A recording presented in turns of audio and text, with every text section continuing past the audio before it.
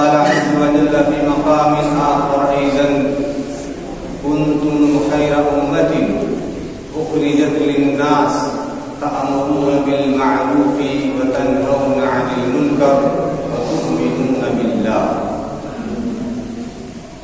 حمد و ستائش عظمت و کبریائی رب ذوالجلال کے لیے لائق و زیبا ہے،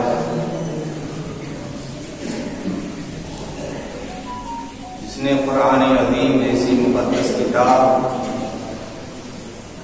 نبی محترم محمد ابن عبداللہ صلی اللہ علیہ وسلم پر نازل فرما کر انسانیت کی اس کڑی کے لیے اللہ تبارک و تعالی نے آپ کو اس امت کا ہادی، رہبر، پیشوا اور امام بنا کر دنیا کے اندر مقبول فرمایا ہے۔ اس قرآن کی عظمت اور اس قرآن کی بدولت یہ امت خیر امت کے نام سے اللہ تبارک تعالیٰ نے اسے موسوم فرمایا۔ کنتم خیر امت اخرجت للناس تأمرون بالمعروف وتنہون عن المنکر وتؤمنون باللہ۔ تم ہی بہترین امت ہو۔ کنتم خیر امت اخرجت للناس، لوگوں کے لیے برپا کیے گئے ہو، لوگوں کے لیے اللہ تبارک و تعالی نے اس امت کو دنیا کے اندر پیدا فرمایا اور اس کے مناسب اور اس کے منازل اور اس کے اقدار کو خیریت کا سرٹیفکیٹ عطا کیا۔ دو اہم خصوصیات، ایک الزامی خصوصیت کے ساتھ اللہ تبارک و تعالی نے اس امت کو بطور تمغہ عطا کیا ہے، اور وہ یہ ہے کہ تأمرون بالمعروف وتنہون عن المنکر وتؤمنون باللہ۔ تأمرون بالمعروف، اس امت کی خیریت کی ایک دلیل یہ ہے کہ امر بالمعروف کا فریضہ انجام دیتے۔ دوسری خیریت کی جو صفت اس کے ساتھ لازم ہے وہ یہ ہے کہ یہ منکر سے روکتی، اور ایک صفت جو اللہ تبارک و تعالی نے انسانیت کی اس کڑی کے ساتھ بطور دلیل اور شہادت باری تعالی نے فرمائی ہے وہ یہ ہے کہ تؤمنون باللہ، کہ تم اللہ پر ایمان رکھتے ہو۔ بھائیوں، اس آیت پر جب ہم گہرائی سے گہرائی سے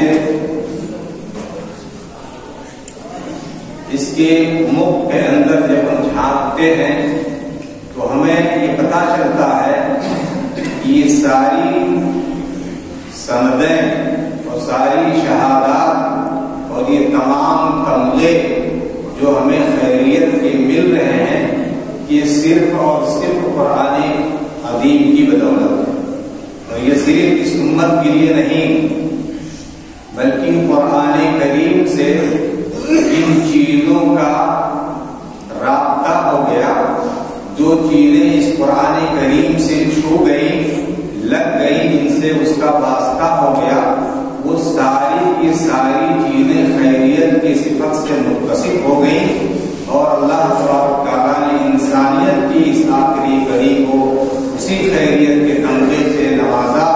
اس بنیاد پر اللہ نے ان کو قرآن عظیم جیسی مقدس کتاب نازل کی۔ ان کے لیے اللہ تبارک تعالیٰ نے قرآن عظیم جیسی مقدس کتاب عطا کی۔ قرآن مجید جو حضرت جبریل کے ذریعے سے نبی کریم صلی اللہ علیہ وسلم کے قلب اطہر پر نازل کیا گیا، وہ جبریل جو وحی کے لیے متعین فرشتہ ہیں، اور آپ صلی اللہ علیہ وسلم سے بیشتر جتنے بھی انبیاء اور رسول اس دنیا کے اندر مبعوث کیے گئے، سب کے پاس وہ وحی لے کر کے آیا کرتے تھے، لیکن وہ اس وقت تک ایک فرشتہ تھے جو وحی کے لیے نامزد تھے۔ اللہ کے نبی صلی اللہ علیہ وسلم پر قرآن کریم کے نازل کرنے کی وجہ سے اس قرآن کریم کی بدولت ان کا مقام اور مرتبہ ایک عام فرشتہ سے روح الامین ہو گئے۔ یہ قرآن کی برکت ہے اور اس کی عظمت ہے۔ اور دنیا کے اندر جتنے بھی انبیاء اور رسول آئے وہ صرف اپنے قوموں کے اندر مبعوث کیے، جو جس قوم میں تھا صرف وہی ان کو دعوت اور تبلیغ کا فریضہ انجام دینا تھا۔ لیکن اس قرآن کریم کو اللہ تبارک تعالیٰ نے آپ صلی اللہ علیہ وسلم پر نازل کیا، تو اس قرآن کی وجہ سے آپ رحمت للعالمین ہوں گے۔ ساری انسانیت کے لیے، جنات کی جماعت کے لیے، ثقلین کے لیے اللہ تبارک تعالیٰ نے آپ کو رسول بنا کر کے بھیج دیا ہے۔ یہ اس قرآن کی عظمت کی ہے بھائیوں۔ ایسے یہ قرآن جس شہر کے اندر نازل ہوا جو مقصد وہی ہے مکہ المکرمہ، یہ اللہ کا گھر جہاں تعمیر ہے وہ ایک قدیم زمانے سے تعمیر ہے۔ وہاں پر ایک زمانے سے طواف ہوتا تھا، وہاں عبادتیں انجام پاتی تھی۔ لیکن جب یہ قرآن کریم نازل ہوا تو اس شہر کا مقام اور مرتبہ بلند ہو گیا۔ ایک یہ ہے کہ وہ حرم پاک ہو گیا، دوسری چیز یہ ہے کہ اس جو مقام پر ایک نماز کا ثواب 1,00,000 نماز کے برابر ہو گیا۔ 1,00,000 نماز کوئی بھی انسان 60 سال 70 سال کی زندگی گزارتا ہے، وہ اپنی پوری زندگی کو بچپن سے لے کر پڑھے وہ 1,00,000 نماز نہیں پڑھتا ہے۔ لیکن وہاں ایک نماز کے پڑھنے کا ثواب اللہ تبارک تعالیٰ نے 1,00,000 نماز کے برابر کر دیا۔ کیوں؟ یہ اس قرآن کریم کی نزول کی برکت کی وجہ سے۔ وہ مہینہ جو رمضان المبارک کے نام سے موصول مہینہ ہے، اللہ تبارک تعالیٰ نے مہینوں کی تعداد 12 رکھی ہے، اور یہ آپ کی بے عزت سے نہیں ہے، بلکہ یہ جب سے آسمان اور زمین دنیا میں یہ وجود میں آئے ہیں اس وقت سے ہے۔ ان عدۃ الشہور عند اللہ 12 شہرا فی کتاب اللہ یوم خلق السماوات والارض۔ یہ آسمان اور زمین کی تخلیق کے وقت سے ہی یہ 12 مہینے پائے جاتے ہیں۔ لیکن اس مہینے میں، ان مہینوں میں سے رمضان المبارک مہینے میں قرآن کریم کے نازل ہونے کی وجہ سے اس مہینے کا مقام اور مرتبہ بڑھ گیا، اور پھر اس کی فضیلت یوں عائد ہوئی ہے کہ اللہ تبارک تعالیٰ اس مہینے کی عظمت کی وجہ سے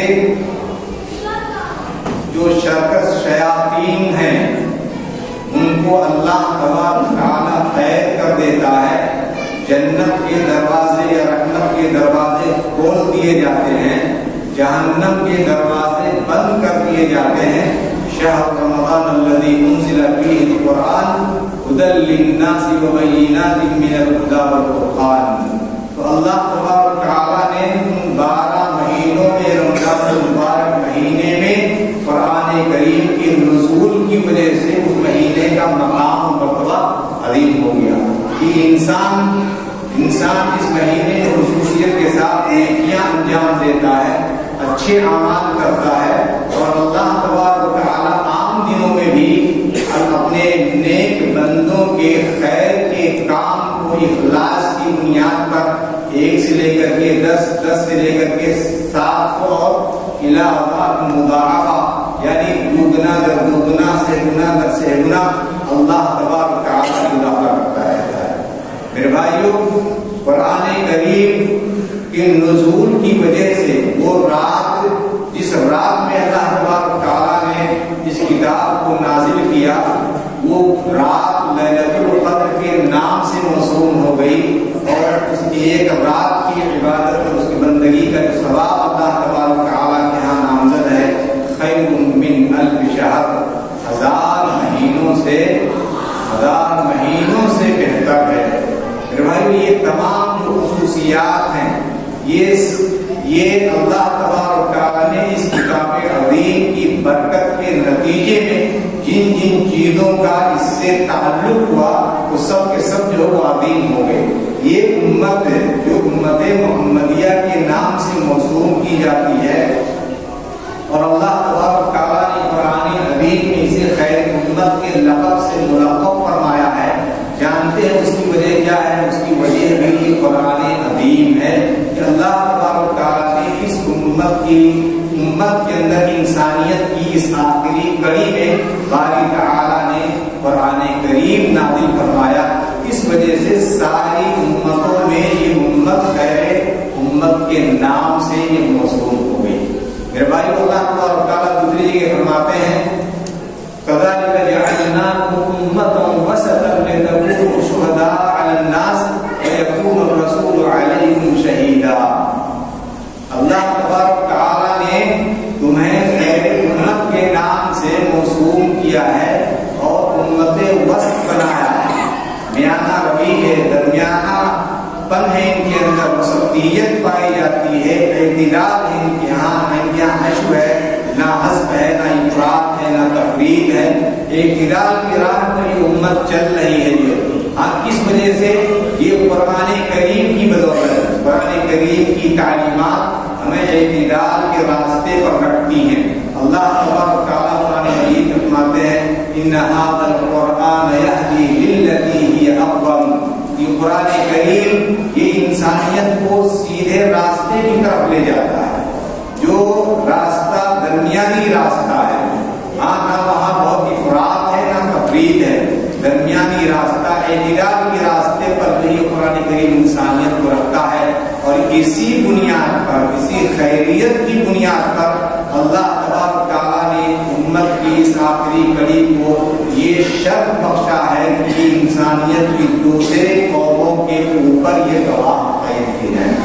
كذلك جعلناكم أمة وسطا لتكونوا شهداء على الناس، تاکہ تم دوسرے لوگوں کے اوپر گواہ رہو. سوچئے گواہ اسے کہا جاتا ہے جس کے اندر خاص طور سے دو عظیم صفتیں پائی جانی چاہیے. ایک صفت جو انسان نادر ہو، یعنی جو انسان اس حادثے کو، اس واقعے کو، اس معاملے کو اپنی نگاہوں سے دیکھ رہا ہو تبھی اس کو شاہد مانا جاتا ہے. اسی لیے شاہد کہا جاتا ہے، یعنی وہ آدمی اپنی آنکھوں سے اس چیز کا، اس منظر کا، اس حادثے کا مشاہدہ کر رہا ہو. اسے گواہی کی اجازت دی جاتی ہے اور گواہی اسی سے طلب کی جاتی ہے. اور دوسری جو صفت ہے وہ یہ ہے کہ وہ آدمی عادل ہو. عادل ہو، اس کے اندر عدالت کی صفت پائی جائے، وسطیت کی صفت پائی جائے، وہ انسان انصاف پسند آدمی ہو. یہ جو صفت اگر آپ اس امت کے اندر ڈھونڈیں گے تو یہ گزشتہ قوموں کے اوپر یہ امت جو گواہ بنے گی تو گزشتہ قوموں کو اس نے دیکھا نہیں. پھر نہیں جب دیکھا تو یہ گواہ کیسے بن رہی ہے؟ اس بنیاد پر یہ گزشتہ قوموں کے اوپر یہ گواہی پیش کرے گی. اور اللہ کو قرآن کریم میں فرماتے ہیں كذلك جعلناكم أمة وسطا لتكونوا شهداء على الناس ويكون الرسول عليكم شهيدا. اور رسول بھی انسانیت کے تمام انبیاء اور رسول کے گواہ متعین ہوں گے. آئیے ایک واقعے سے آپ اس چیز کو بخوبی سمجھ سکتے ہیں کہ بخاری کی روایت کی روشنی میں کہ اللہ تبارک و تعالیٰ حضرت نوح علیہ السلام سے سوال کریں گے کہ اے نوح، کیا آپ نے دعوت و تبلیغ کا فریضہ انجام دے دیا تھا؟ آپ کے ذمہ داری میں نبوت کی ذمہ داری، جو منصب آپ کے حوالے کیا گیا تھا، کیا آپ نے اپنی دعوت و تبلیغ کی ذمہ داری پوری کر دی تھی؟ حضرت نوح علیہ السلام کہیں گے کہ اللہ ہاں ہم نے کر دی تھی. آپ قرآن پڑھتے ہوں گے نوح کے اندر انی دعوت قومی لیلا ونہارا فلم تزدہم دعائی الا فرارا. قرآن کریم گواہ ہے اس بات کے اوپر کہ اللہ ہم نے اپنی قوم کو دنوں رات ہم نے ان کو دعوت و تبلیغ کیا، خیر کی طرف، معروف کی طرف ان کو بلایا، منکر سے ان کو میں نے باز رکھا، روکا ان کو. جو ہے اللہ حضرت نوح علیہ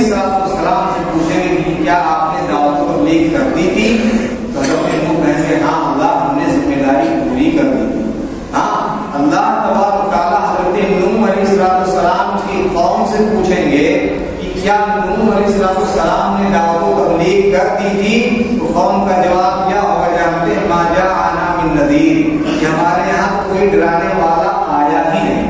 سوچئے کہ 950 برس تک جس قوم کے اندر نبی نے دعوت و تبلیغ کی ہو، 950 برس تک ہر نبی تقریباً 40 سال کی عمر میں نبوت کے منصب پر فائز ہوتا سرفراز کیا جاتا ہے، نبوت و رسالت اسے عطا کی جاتی ہے۔ تو حضرت نوح علیہ السلام کی عمر کتنی رہی ہوگی؟ 950 سال انہوں نے دعوت و تبلیغ کیا اور 40 سال میں نبوت نہیں، تقریباً 10,000 یا اس سے کم و بیش بہرا اتنی پوری زندگی دعوت و تبلیغ میں صرف کرنے کے بعد جواب کیا ہے قوم کا کہ ہمارے یہاں کوئی ڈرانے والا آیا ہی نہیں تھا۔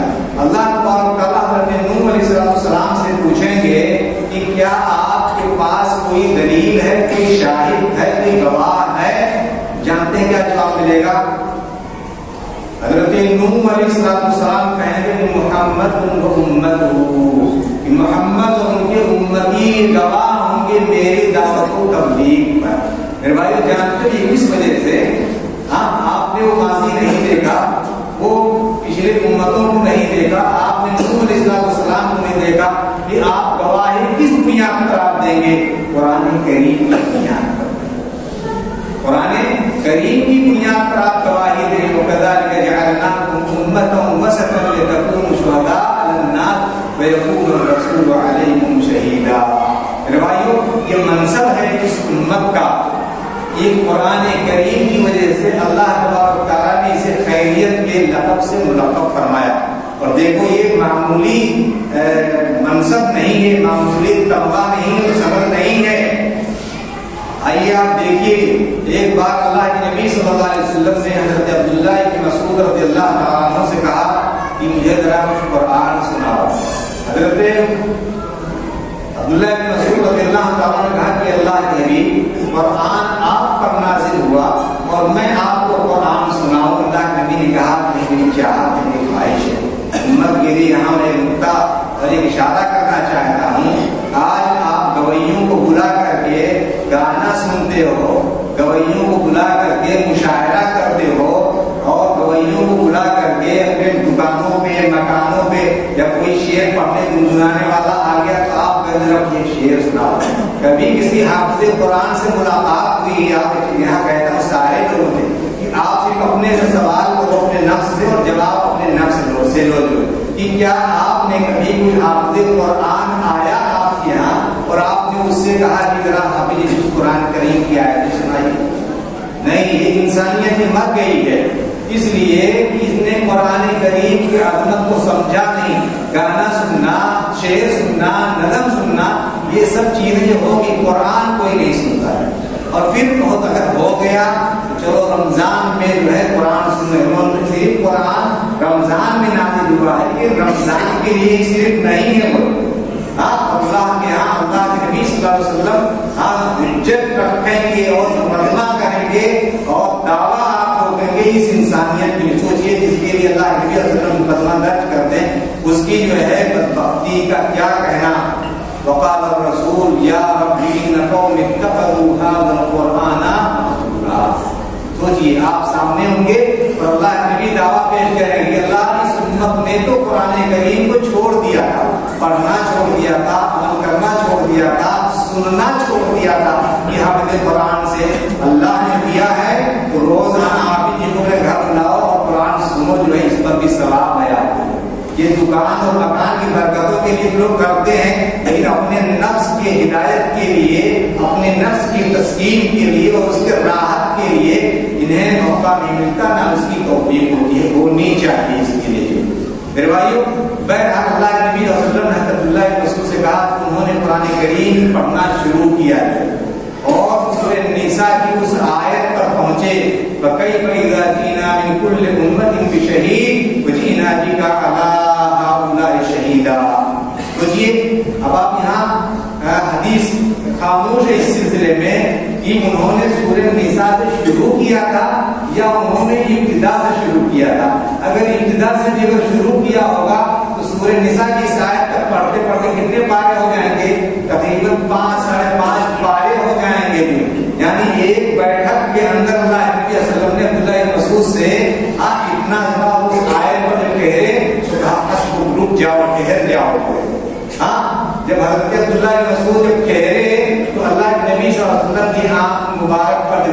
پڑھتی ہے تو دیکھا کہ آنکھوں سے آنسو جائے. کیوں؟ قرآن جب انسان پڑھے گا، سمجھے گا اور اس میں فکر کرے گا تو اس کے جو جذبہ حوصلہ جو ہے اور اس کا جو اثر ہے وہ انسان کے سینے کے اندر اترتا ہے. آج ہم سے زبانی سے نہیں پڑھتے چلے جاتے ہیں. اس پڑھنے کو پڑھنا نہیں کہا جاتا. اگر گھر میں پڑھیں کیا پڑھ کر کے آئے ہو؟ سورہ بقرہ پڑھ کر ہو. کیا پڑھ کر کے آئے ہو؟ سورہ بقرہ پڑھ کر کے. کیا پڑھ کے آئے؟ سورہ بقرہ پڑھے. سورہ بقرہ میں کیا پڑھ کر کے آئے؟ کچھ نہیں معلوم. لیکن اگر کہو کہ آج ہم نے راشٹریہ سہارا کے فرنٹ پیج میں یہ خبر پڑھ کر کے آیا، ہم کیا خبر پڑھ کر کے آئے؟ آج ایسا ہو گیا ہے. آپ اخبار کو پڑھ کر کے آئے تو بتاتے ہو، قرآن پڑھ کر کے آتے تو آپ کو کچھ معلوم نہیں، کچھ بھی پتا نہیں. اس کو پڑھنا نہیں کہا جاتا. یا بیان لیجیے اس چیز کو، اس کو جس کو آپ سمجھ نہ پاؤ اس کو پڑھنے سے تعبیر نہیں کیا جاتا ہے. اس کو پڑھنے سے تعبیر نہیں کیا جاتا. بہرحال جس آیت پر ٹھہرے اللہ نبی صلی اللہ علیہ وسلم روکا آپ نے اپنے رسول کو، وہ آیت کیا کہتی جانتے ہیں؟ فَكَيْفَ إِذَا جِئْنَا مِنْ كُلِّ أُمَّةٍ بِشَهِيدٍ وَجِئْنَا بِكَ عَلَىٰ هَٰؤُلَاءِ شَهِيدًا. جب ہم ہر امت کا ایک گواہ متعین کریں اس وقت عالم کیا ہوگا؟ اور اے نبی میں آپ کو ساری امتوں پر گواہ متعین کروں گا. سوچیے یہ مقام اور یہ مرتبہ ہے اس کا ہمارے نبی پاک صلی اللہ علیہ وسلم کا. اور یہ مقام اور مرتبہ کس وجہ سے ہے؟ قرآن کریم کی وجہ سے. نبی کریم صلی اللہ علیہ وسلم کے رونے کی دو وجہیں بیان کی جاتی ہیں. ایک تو یہ کہ اللہ کے نبی صلی اللہ علیہ وسلم یہ احساس، یہ ذمہ داری اور اس فرائض کی بوجھ کی مسئولیت کی وجہ سے آپ کے اللہ نے مجھے ساری امتوں پر گواہ متعین کیا ہوا ہے کہ بہت بڑا فریضہ اور ذمہ داری ہے. آج ہمارے یہاں حالات کیا ہیں؟ آج یہ جماعت کے ذمہ دار ہیں، صدر صاحب ہیں، نماز بھی کیوں نہیں ہے، بہت مشغولیت ہے، کام ہے. اس وجہ سے یہ فلاں ذمہ دار ہیں، ان کو موقع نہیں ملتا یہ اس کام کے لیے. سوچیے ذمہ دار یہ اتنا بڑا ذمہ دار ہوتا ہے اس کی بڑی ذمہ داری عبادت کی بھی ہوتی ہے. اسی لیے نبی کریم صلی اللہ علیہ وسلم امام بیک وقت آپ رسول تھے، بیک وقت آپ نبی تھے، بیک وقت آپ امام تھے. جو ہے امامت یہ بڑا فریضہ ہے، لیکن آج امامت اور دوسری ذمہ داریوں سے انسان کے بہت مشغولیت ہے.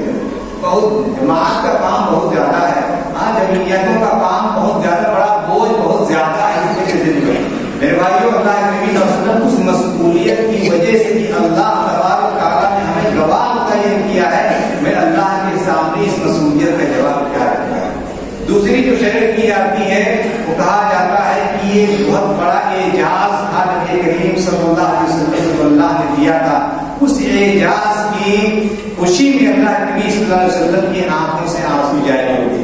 کبھی کبھی انسان خوشی میں رو پڑتا ہے. حضرت عائشہ صدیقہ رضی اللہ عنہا کی جو حدیث کے جب اللہ نے برات کا اظہار کیا تو وہ بیچاری کو خوشی سے وہ رو پڑی جو ہے تو خوشی کے بھی آنسو ہوتے. تو اللہ کے نبی صلی اللہ علیہ وسلم کی آنکھوں سے جو آنسو جاری ہوئے ان دو وجہوں سے میرے بھائیوں مقصد بیان کرنے کے یہ ہے کہ قرآن یہ اللہ کی عظیم کتاب ہے. اس سے اپنا رابطہ استوار کر لو، اسے ہرجے نہ بناؤ اور اپنی زندگیوں میں یہ لازم کر لو. جیسے ناشتہ لازم کر ہے ایسے ہی آپ کے لیے قرآن کریم کی ایک سبق نہیں، بہت بزی ہو آپ تو ایک آیت کی آپ ڈیلی طے کر لو کہ ہمیں پڑھنا ہے. 5 وقت کے نمازی ہو تو 5 آیتیں بھی اگر آپ پڑھو گے تو بھی چند دنوں کے اندر یہ پارا آپ کا ختم ہو جائے گا. ایک صفحہ اگر آپ ڈیلی پڑھو گے تو بھی 5 نمازوں میں 5 صفحہ ہو جائیں گے. 4 دن کے اندر 4.5 دن کے اندر آپ کا ایک پارا مکمل ہو جائے گا. یعنی اس طرح سے آپ 1 مہینے کے اندر قرآن کریم کے ختم کرنے کے اہل ہوں گے اور اس کا آپ کو درجہ اور آپ کو اس کا ثواب اللہ تبارک تعالیٰ عطا کرے گا. لیکن آج حالات ہماری یہ ہیں کہ 99% لوگ جو قرآن کو چھوتے نہیں. پڑھنے کی بات تو چھوڑیے جو ہے تو جب اللہ نے جو مقام و مرتبہ ہمیں عطا کیا ہے، جب ہم قرآن سے ہمارا تعلق کمزور ہو جائے گا تو پھر ہم کو خیریت سے ہم کو ذلت و رسوائی کے دہانے پر آ جائیں گے مشاہدہ آپ روزمرہ اپنی نگاہوں کے سامنے سے کر رہے ہو. ہاں، اور اللہ کا وعدہ ہے جو ہے کہ اللہ اس کتاب کے ذریعے سے بھی کریم حضرت فرماتے ہیں کہ اللہ اس کتاب کے ذریعے سے قوموں کو عروج بخشتا ہے اور اسی کتاب کے ترک کر دینے کی وجہ سے انسان ذلت اور رسوائی میں چلا جاتا ہے. میرے بھائیوں، اللہ سے دعا ہے کہ اللہ تبارک و تعالیٰ ہمیں قرآن کریم کی زیادہ سے زیادہ تلاوت کرنے، اس کے معانی اور مفاہیم کو سمجھنے اور اس کی تفسیر اور اس کی تعبیر کی روشنی میں زندگی گزارنے کی توفیق عطا فرمائے. وآخر دعوانا الحمد للہ رب العالمین. وأقول قولي هذا وأستغفر الله ربي من كل ذنب فاستغفروه إنه هو الغفور الرحيم.